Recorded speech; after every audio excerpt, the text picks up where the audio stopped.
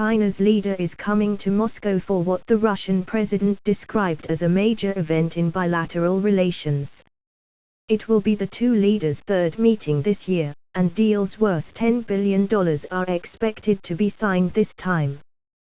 Chinese President Xi Jinping will arrive in Russia on Monday, making a two-day stop on his way to Germany, where a G20 summit is set to take place later this week.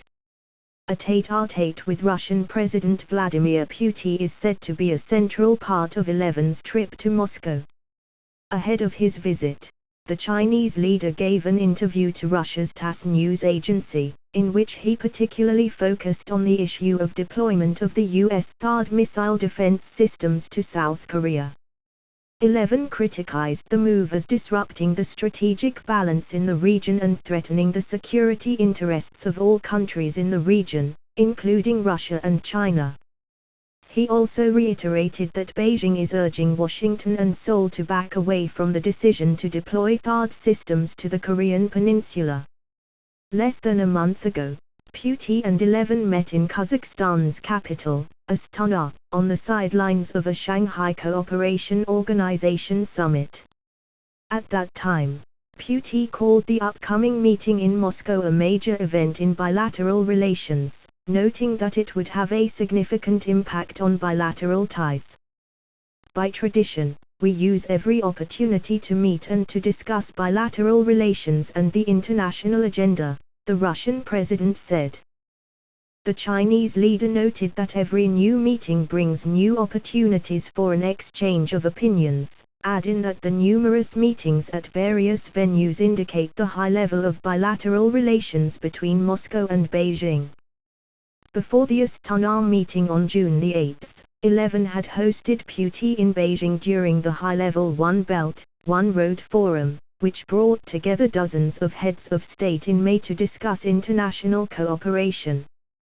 During Xi's visit to Moscow, scheduled for 3rd to 4th of July, Russia and China will sign several contracts worth a total of $10 billion, as well as more than a dozen intergovernmental agreements on cooperation in various fields, TASS reported, citing Chinese Assistant Foreign Minister Li Hulei. Andrei Dyazov, Russia's ambassador to China, told TASS the leaders will sign numerous corporate agreements between Russian and Chinese companies. We are discussing a number of draft documents, both on government and corporate levels. And we have dozens of documents relating to the former group, he said. Moscow and Beijing are determined to align positions on pressing international issues, he said. Close ties allow the countries to pursue a rather close course on various aspects of the agenda of international organizations, including the United Nations, according to the ambassador. To put it directly, it produces a sobering effect on our partners in these international organizations, he added. When good intentions framed in lofty words lead to chaos, the collapse of states and, in the long run, to bloodshed and numerous human casualties, the role of stabilizers, of the factors that may have a cooling, stabilizing effect on the generally turbulent international situation is very important. And Russian-Chinese relations are, to my mind, such a stabilizing factor, Dyazov said. Chinese envoy to Moscow Li Hui said, the comprehensive strategic partnership of coordination between China and Russia has been developing stably, sustainably, and at a high level.